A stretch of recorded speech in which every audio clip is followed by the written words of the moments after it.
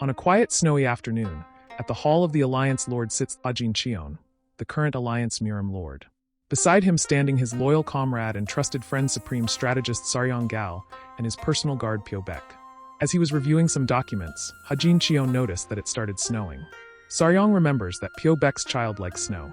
Byeok is sure that his kids are playing in the snow already. Hajin Cheon asked Byeok if his kid is already 3 years old. Byeok and Saryong went silent for a second, noticing something about Hajin Cheon. Byeok then said to Hajin that his child is 6. Saryong added that Lord Hajin also asked the same thing a few days ago. Hajin holds his head. His memory lapses have started to happen more frequently. Is he getting old or just tired with all the work? Saryong noticed that his Lord Hajin looked concerned and asked if Hajin was alright. Hajin said he is alright, and it looks like he's just getting old.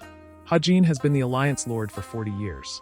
Hajin stood up and looked at the snow outside, getting emotional, and asked Saryong if he was a good person. Byeok and Saryong said that their Lord Hajin was the greatest person in the martial realm. In his younger years, Hajin was known as the martial god after defeating a well-known martial artist and becoming the Alliance Lord in his 30s. After becoming the Alliance Lord, he fiercely fought for many years, defeating different martial artists to bring peace to the realm. However, it also created enemies within their ranks. His enemies tried to poison his food and send assassins at night. But he survived and cut down all who planned to rebel. People called him the Iron Blood Lord because he is ruthless when striking traitors. Saryong was concerned about asking if Hajin is sick. Hajin looked at Saryong with a smile and told him that he's fine and told them that they can leave. Hajin also told Byeok that he can visit his family since he's been away from home for several days. Both Byeok and Saryong bow to thank their Lord Hajin and leave. Hajin Cheon was lost in thoughts and wondered that there is nothing left to do after he has accomplished so much as a martial artist. But that was an intense life. Then all of a sudden he felt something. A throbbing pain in his chest. He holds his chest, then he collapses. He opened his eyes. The place was unfamiliar to him. He smells medicinal herbs in the room. He must be in the infirmary. Hajin was thinking that he'll get an earful from Saryong Gal once he knows he fainted. He sat up slowly and felt that his energy center was completely empty. Could it be a chi dispersion toxin? He thought. But that kind of toxin doesn't work on Hajin. Then a lady and a man enter the room with surprised faces. The lady was surprised to see that Hajin was awake. The lady went close up to Hajin, checking if he was alright. Hajin, with a different body and face, asked the lady who she might be. Hajin noticed that there's something wrong with his voice. The lady smiles at him, asking if he really asked the lady who she was. As Hajin confirmed, the lady's vein shows up on her face in stress or anger. Hajin was clueless why the lady was acting that way. The lady gave Hajin a left hook. The man behind her was startled and told the lady to restrain herself. The lady's reaction changed from being a nice lady to an angry lady real quick.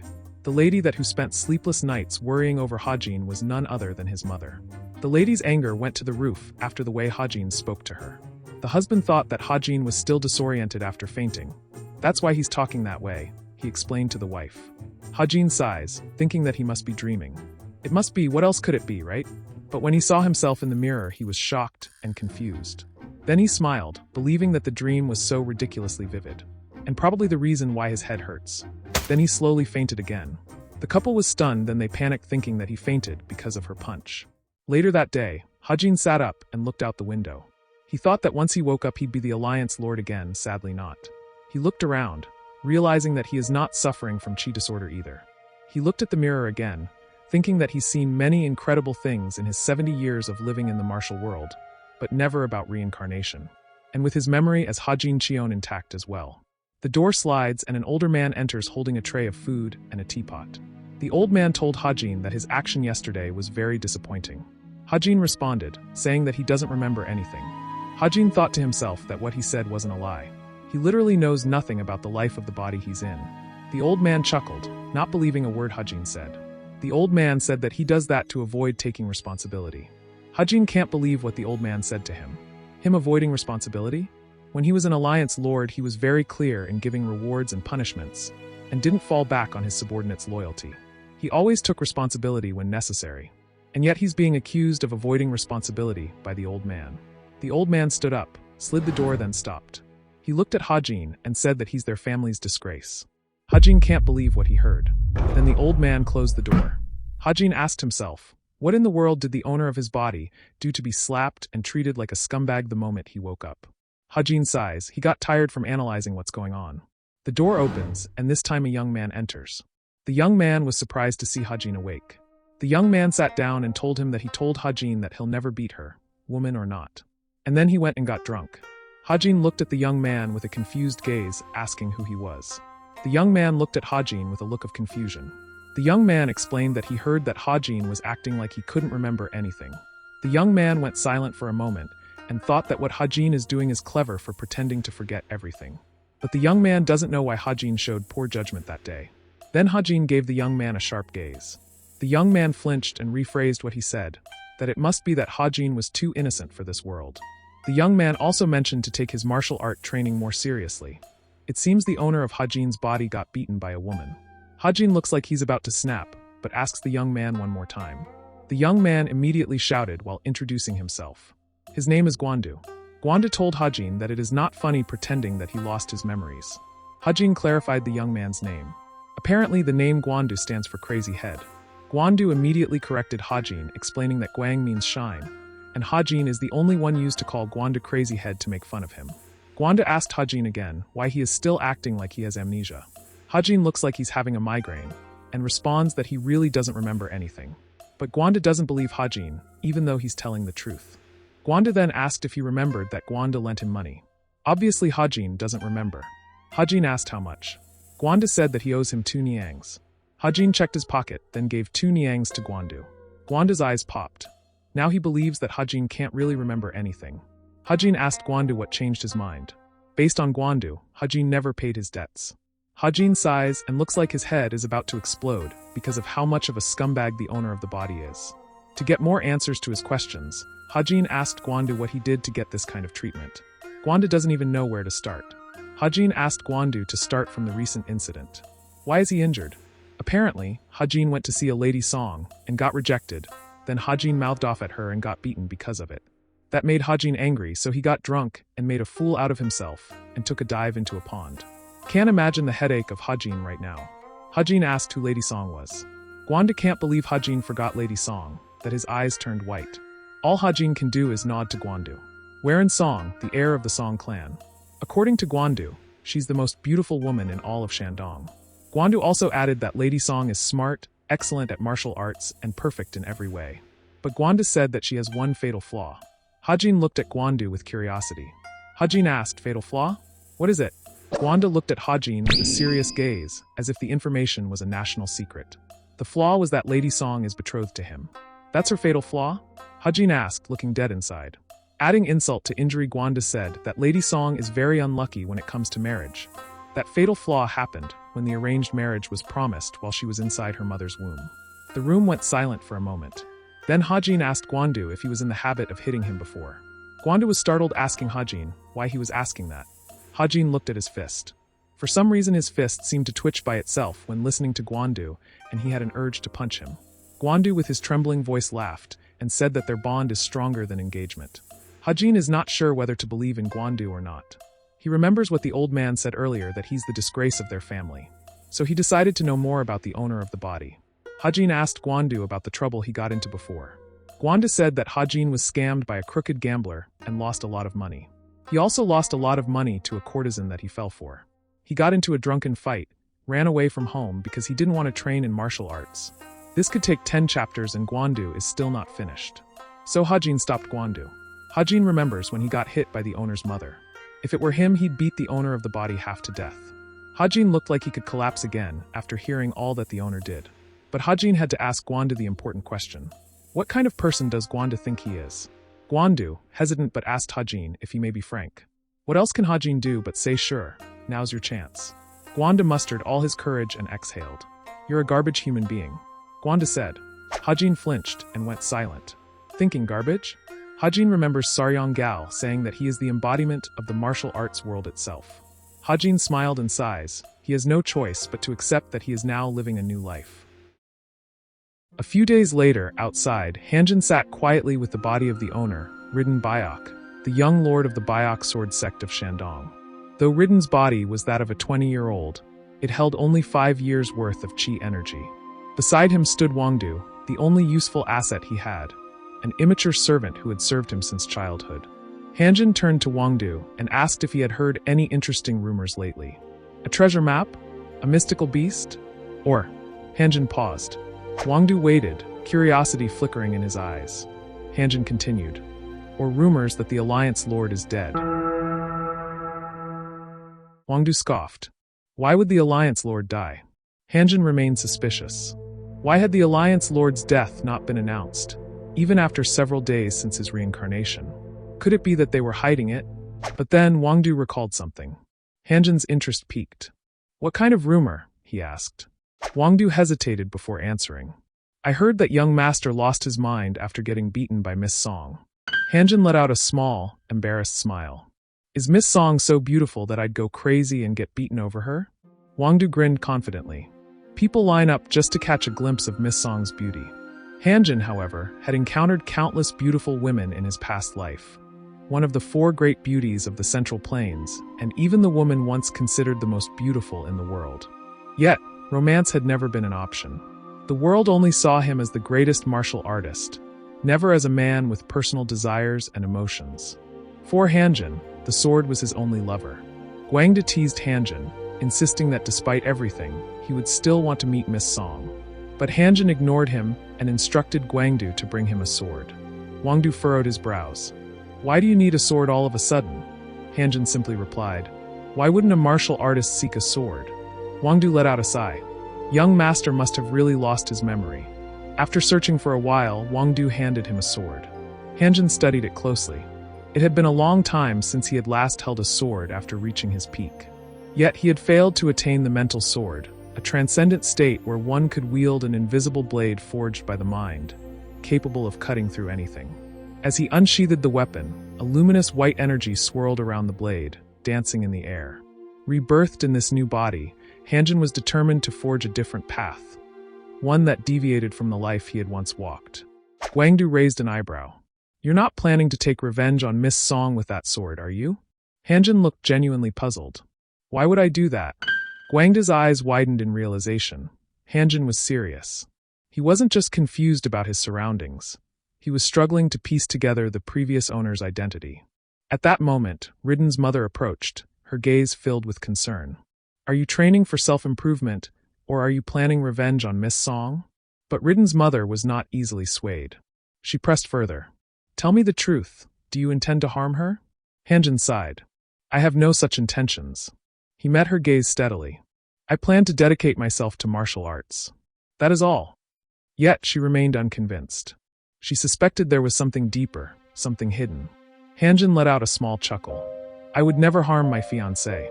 Flashing a reassuring smile, he added, I don't know what the future holds for my sword, but I will never use it to harm my fiancée or to oppress the weak. Ridan's mother was left speechless by his seemingly sincere words.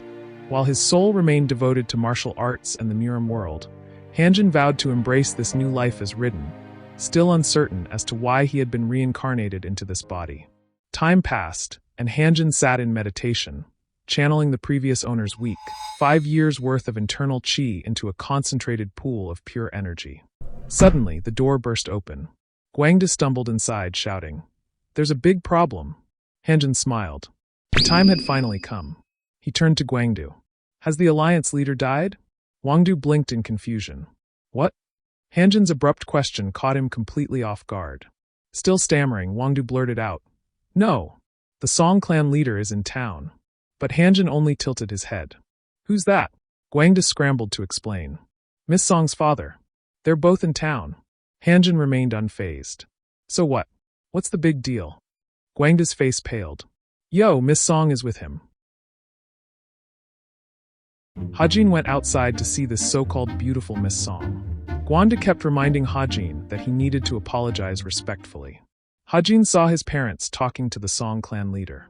Hajin, seeing Song Hwalin for the first time, didn't expect her to be prettier than he thought. No wonder Ridan lost his mind. Song Hwalin looked at Hajin, then looked away. Gwangdu and Hajin greeted the Song clan leader. Hajin apologized for the incident, but Hwalin didn't respond to the apology. Hwalin turned to Ridan's parents and boldly requested the cancellation of their arranged marriage. Her father stiffened in shock before his face darkened with anger. Undeterred, Hwalin lifted her chin. I should have the right to choose my own husband, she declared. A heavy silence fell over the room. After a tense moment, Hwalin bowed her head and offered Ridan's parents a stiff apology. This only fueled her father's fury. How could she show such disrespect to Ridan's parents? Ridan's father quickly intervened, placing a calming hand on Hwalin's father's shoulder as the younger woman fell silent. Then, just as the tension began to ease, Hajin spoke. I too wish to cancel the arranged marriage. Hwalin's eyes widened in shock. Hwalin's father bowed deeply to Ridan and his parents. Please don't take this too deeply to heart.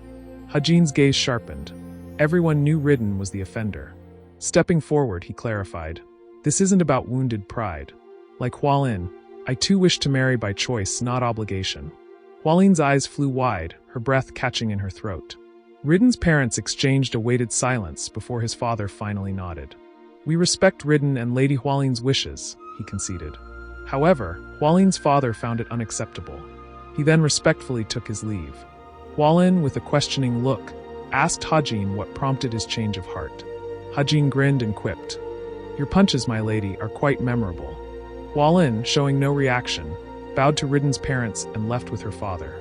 Ridan's mother asked Hajin what he was really planning. Hajin apologized to Ridan's mother and said he planned to train in martial arts, as he'd stated earlier. Ridan's mother didn't believe Hajin was serious. Ridan's father tried to stop his wife from asking further questions by suggesting they drink together and celebrate their son's decision to practice martial arts. Hajin was touched seeing Ridan's parents worry about their son, despite him being a nuisance. Hajin felt a part of him fear that family would make him weak. He worried that feelings like love would cloud his judgment. At the training ground, Hajin paused to catch his breath. Ridan's stamina is worse than he imagined. As he stepped outside, his breath hitched. Hwalin stood before him, their eyes locking for one charged moment before she looked away. I didn't come because I wanted to, she said stiffly. My father insisted I apologize. Then her gaze, sharp as a honed blade, pierced his. Do you remember what you said to me that night? When you were intoxicated? Hajin's stomach dropped. He couldn't begin to imagine what vile words Ridan had slurred at her. Recovering from his shock, Hajin apologized again. To his bewilderment, Hwalin agreed with him. She revealed Ridan's cruel words, that her beauty would fade, losing its allure. Hwalin, determined to be valued for her martial skill, not her looks, focused solely on training. As Hajin absorbed her words, his surprise deepened, and his perception of her shifted. Hwalin's eyes narrowed.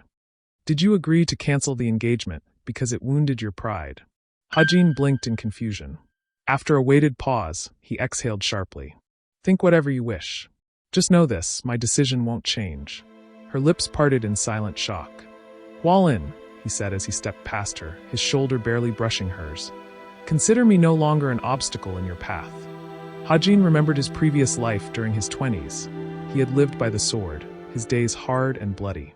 Alone in the forest, he unsheathed his blade and practiced his sword art.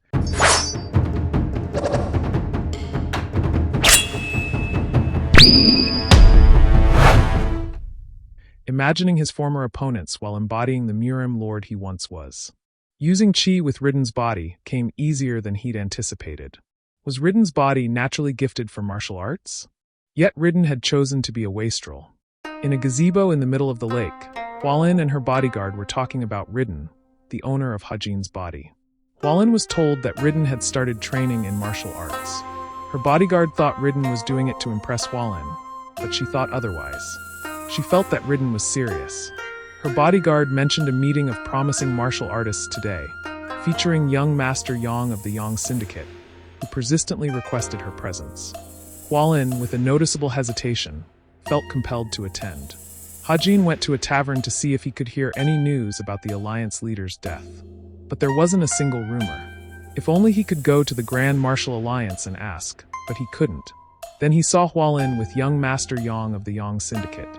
Then, the young master of the Yang Syndicate noticed Hajin. The man sits at Hajin's table asked Hajin if it was true that he was practicing martial arts, asking if he was doing it to beat him up. Hajin chuckled and responded, You don't practice martial arts to beat up people. Then Hajin looked at the guy with a piercing gaze and added, You do it to murder anyone that needs to be killed. Young Master Yang flinched. He felt murderous intent from those words. Hajin continued drinking his tea. Young Master Yang couldn't believe he'd been intimidated.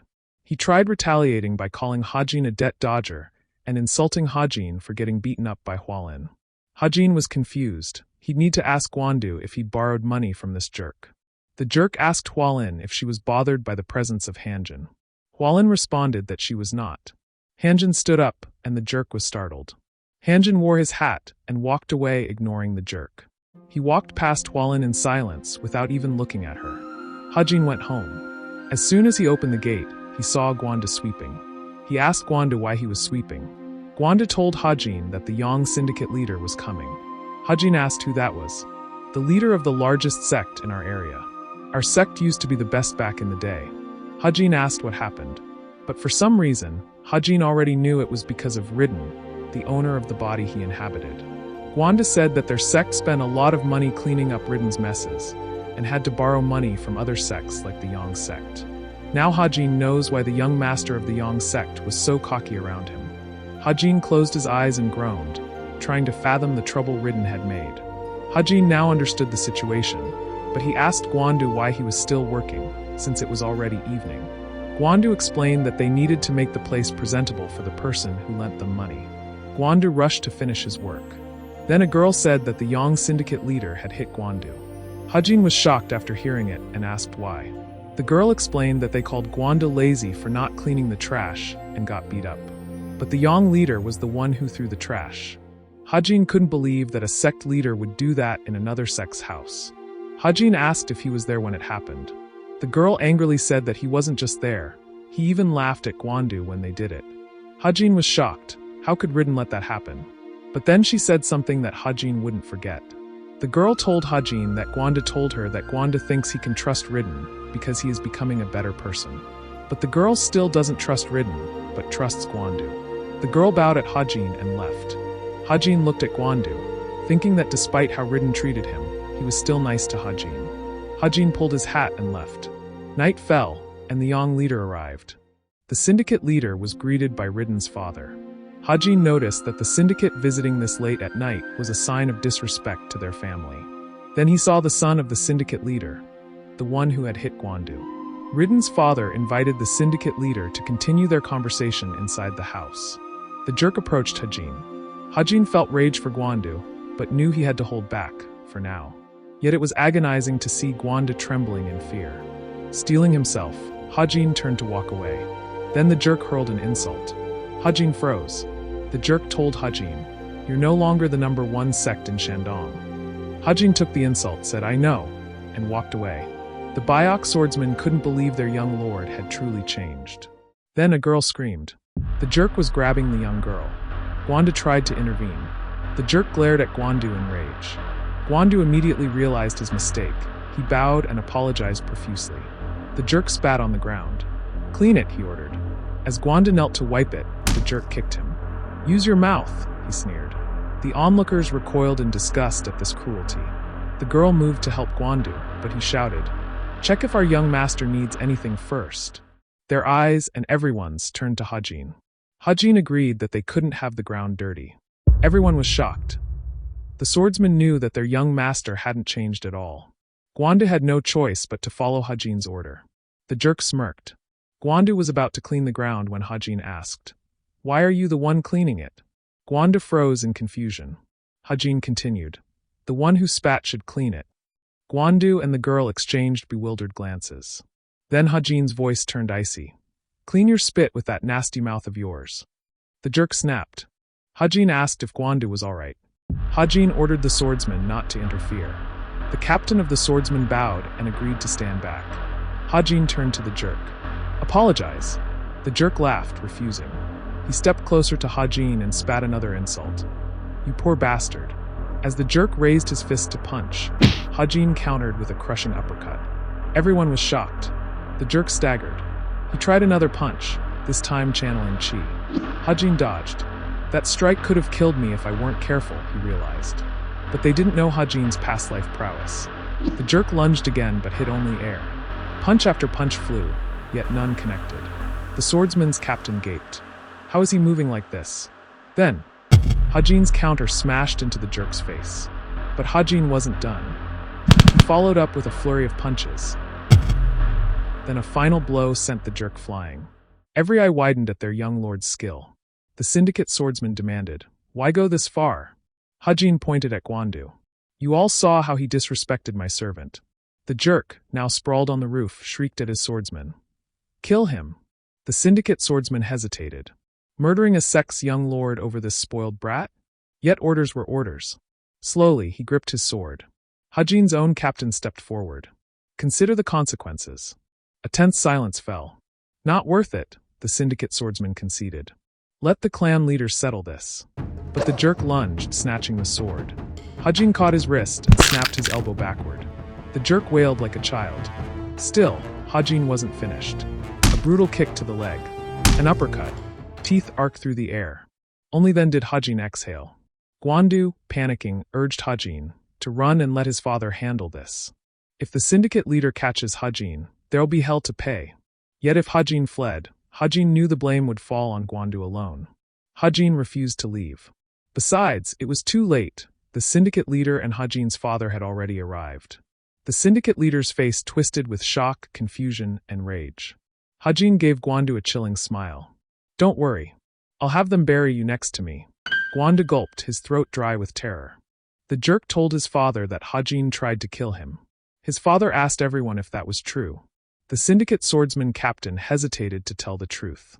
Then the syndicate leader slapped the captain and started hitting him until he fainted. Hajin and Ridan's father silently watched. The syndicate leader asked Ridan's father how they were going to take responsibility for what happened.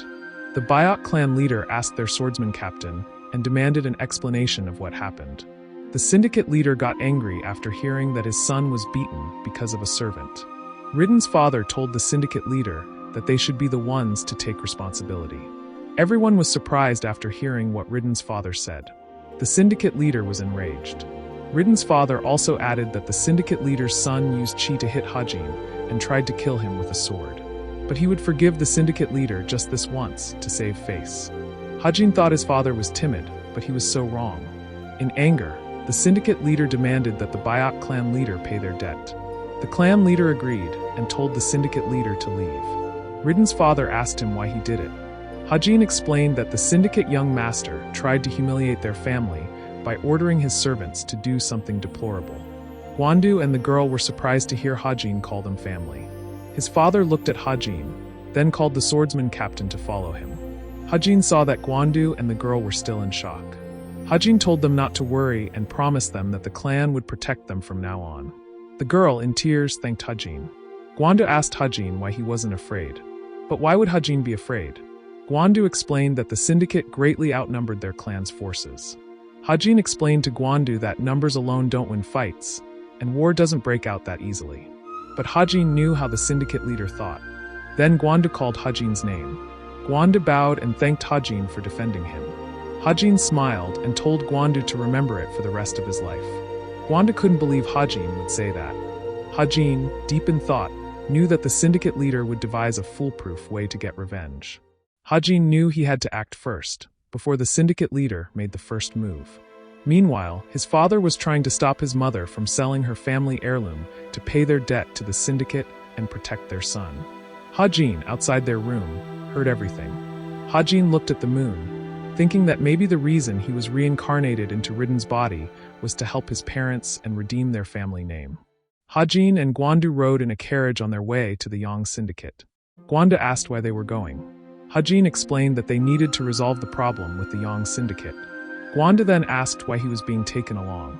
Hajin said there were two reasons and asked which one Gwandu wanted to hear first. Gwandu chose the bad one.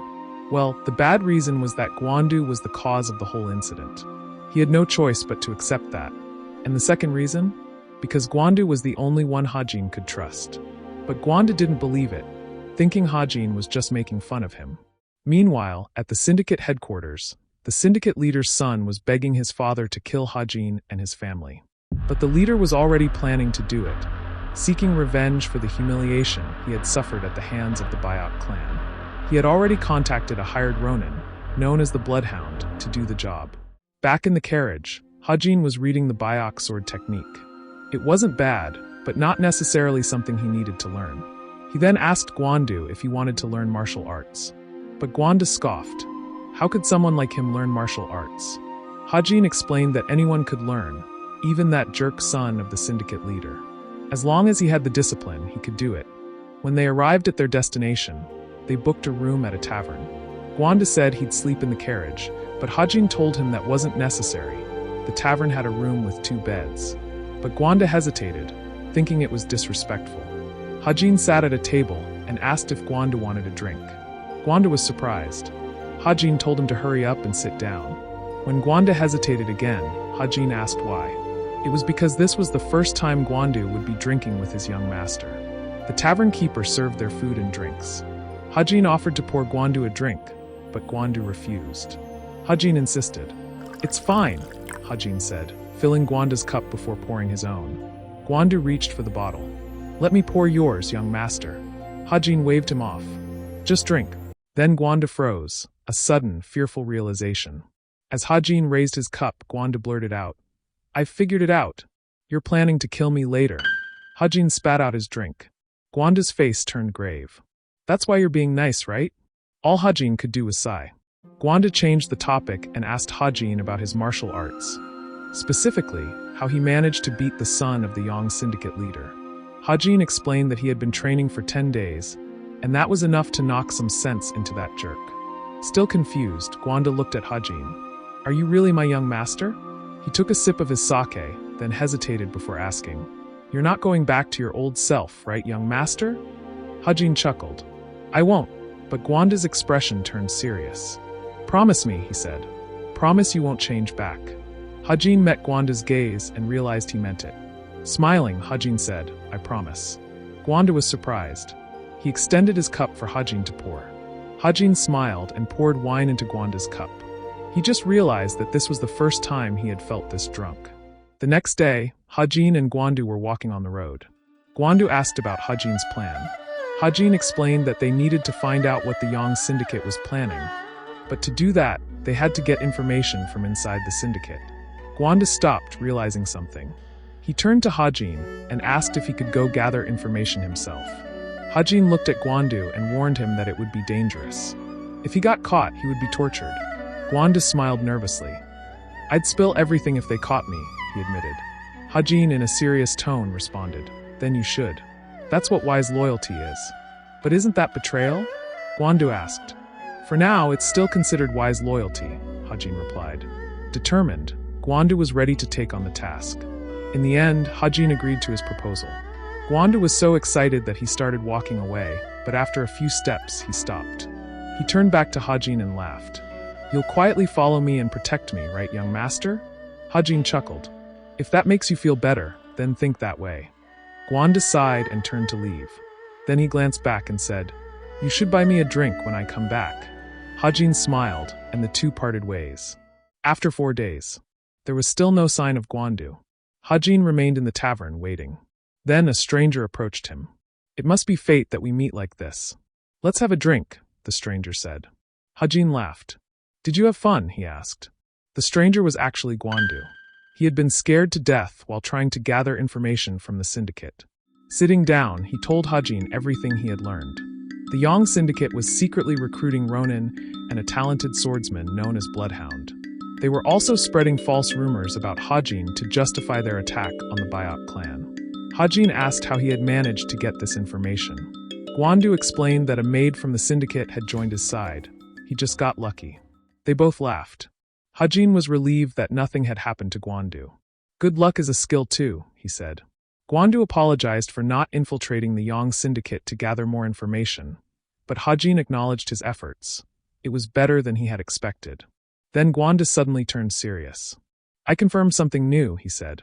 Hajin raised an eyebrow. "What is it?" "I found out that I'm good-looking," Gwanda said proudly. Hajin, with a look of utter disappointment, remained silent. Gwanda then asked, "Are we going back to report this to the clan leader?" But Hajin had a different plan. He would take care of it himself. At the syndicate headquarters, a young lady was crying. The jerk who had been beaten by Hajin was demanding she undress, threatening to kill her fiancé if she refused. With no choice, the young lady began to comply. Then something struck her from behind, paralyzing her. The jerk demanded to know who dared enter his room without permission. A masked man stepped into view. He told the young lady not to worry, to forget what had happened, and to marry her fiancé and live a happy life. The young lady fainted, and the masked man caught her. The jerk immediately recognized the masked man's voice. But before he could speak, Hajin stabbed him in the stomach. The jerk pleaded for forgiveness, begging for his life to be spared. But there would be no forgiveness for him. Meanwhile, Vice Captain Jung Yu was arguing with the syndicate leader, urging him not to attack the Byeok Clan. He warned that it would cause an outrage in the martial arts community. But the syndicate leader wouldn't listen, consumed by revenge for his son. It was clear who had instigated the conflict. Not only that, but the leader had even hired the Bloodhound, a Ronin resembling a metal band member, to destroy Hajin's family. The syndicate leader then revealed his true motive to the vice captain. He wanted to seize the Byeok clan to increase their influence and power. The vice captain tried to reason with him, but the syndicate leader dismissed his concerns, citing survival of the fittest. The weak shall be devoured. With a clear conscience, the vice captain threatened to resign if the syndicate attacked the Byeok clan. Furious, the syndicate leader told him to leave before he killed him. The vice captain was incredulous. After 20 years of service, this was his reward. He had no choice but to depart. Then, as he left, the vice captain saw someone who sent chills down his spine, a masked man with a sword. He immediately drew his own weapon and demanded to know the masked man's identity. In a split second, the masked man appeared beside him. The vice captain's breath caught. This man was a martial master. The masked man spoke calmly. "Stay where you are if you value your life." The vice captain stood frozen in fear. The doors opened, and Hajin saw the syndicate leader and the bloodhound. The syndicate leader demanded to know the masked man's identity. Without hesitation, Hajin told him, "I am Ridan Byeok." The syndicate leader couldn't believe Hajin's audacity in attacking their headquarters. Furious, he ordered the bloodhound to kill him. But the bloodhound crossed his arms. 5,000 niangs, he demanded. The leader had no choice but to agree. Grinning, the bloodhound grabbed his mace and lunged at Hajin. Hajin dodged the attack. Even though Ridan's body was slow, he could still anticipate the bloodhound's movements. As the fight continued, Hajin realized something. He was enjoying this. It had been a long time since his last real battle. Maybe he had grown bored with his role as the Murim Alliance Lord. Maybe he craved the thrill of combat. With that thought, Hajin shifted into an offensive stance. In a single move, Hajin sliced him multiple times. The syndicate leader stood frozen, watching as Hajin turned his back on him. Then, a chilling realization hit him. Hajin had already stabbed him without him even noticing. He dropped to his knees. "How are you so skilled?" Hajin didn't answer. Instead, he picked up the bloodhound's weapon. The syndicate leader's breath caught. What was Hajin planning? A horrifying thought crossed his mind. Was Hajin going to make it look like he and the bloodhound had fought each other? Desperate, the leader pleaded for his life. 30,000 niangs. Gold, silver, it's all yours. But Hajin merely repeated the syndicate leader's own words back to him. Survival of the fittest. The strong will devour the weak. The syndicate leader knew he was doomed. Hajin called the vice captain into the room. Jung Yu entered and froze. He stared at the aftermath of the battle, unable to believe his eyes. One young man had single-handedly killed both the leader and the bloodhound. Hajin turned to him. "You're the new leader of the syndicate now," he said. Jung Yu's fortune had changed in an instant. The next day, Hajin returned to the tavern. He saw Gwandu worriedly waiting at a table. The tavern keeper told Hajin that Gwandu had been waiting all night without sleeping. When Gwandu saw Hajin, his eyes started to tear up. Hajin smiled, sat down, and told Gwandu to order something to eat. Gwandu, ever the surprise, ordered the most expensive dish in the tavern, shocking Hajin. Gwandu asked what had happened, and Hajin told him that he had killed the bloodhound and the syndicate leader. Gwandu gasped, covering his mouth in shock. Then Gwandu asked if Hajin had stolen the syndicate's fortune. Hajin corrected him, saying it wasn't stealing but compensation. Hajin's face turned serious as he explained to Gwandu that it was a price to pay for ordering the bloodhound to kill his family. Then Gwandu asked Hajin if he had killed the syndicate leader's son. Hajin said he had. Gwandu felt bad. Hajin asked why he felt bad for someone who had bullied him. Gwanda thought that even though he was a bully, he was still very young. Hajin explained to Gwandu that if someone did something horrible enough to deserve death, they had to die regardless of age. Hajin looked at Gwandu and knew he was a kind person. Hajin poured wine into his cup, then told Gwandu that he was planning on teaching him martial arts. Gwandu was shocked, asking Hajin if he was serious. Gwanda thought he was too old to learn, but if Hajin would teach him, he believed he could. Hajin asked Gwandu again if he wanted to learn martial arts from him. Gwanda said yes. After everything that had happened recently, Gwandu realized he needed to learn martial arts to protect himself. Hajin asked one last question. Why was Gwanda so nice to him, even after he had done some bad things? Gwanda smiled and explained it was because of something that happened before. Gwandu recounted a time when he was 15 and his young master was 10. Gwandu had been very ill, his fever so high he had passed out. When Gwandu opened his eyes, he saw his young master placing a cold towel on his forehead, and he still remembered how worried his young master had been. Hajin smiled, convinced that he would teach Gwandu martial arts. Hajin also told Gwandu that he would no longer be his servant, but a subordinate. Gwandu went silent, thinking long and hard. Then he stood up, bent his knee, and bowed to Hajin. Hajin was confused. Gwandu explained that he had heard people make this gesture when they learned martial arts. Hajin smiled and respected Gwandu's gesture as a sign of respect. Later that day, Hajin told his father everything that had happened at the Yang Syndicate. His father still felt they had to pay the debt they owed the syndicate, despite knowing the syndicate had tried to destroy their family. Hajin knew his father would feel this way. He asked his father not to worry too much about it and called him father. Both his mother and father were surprised. His mother and father smiled and let Hajin take his leave. Outside, Hajin thought to himself that it was the first time he had called anyone father since he was raised by his mother alone. Despite all that, Hajin smiled. Calling someone his father didn't feel weird at all.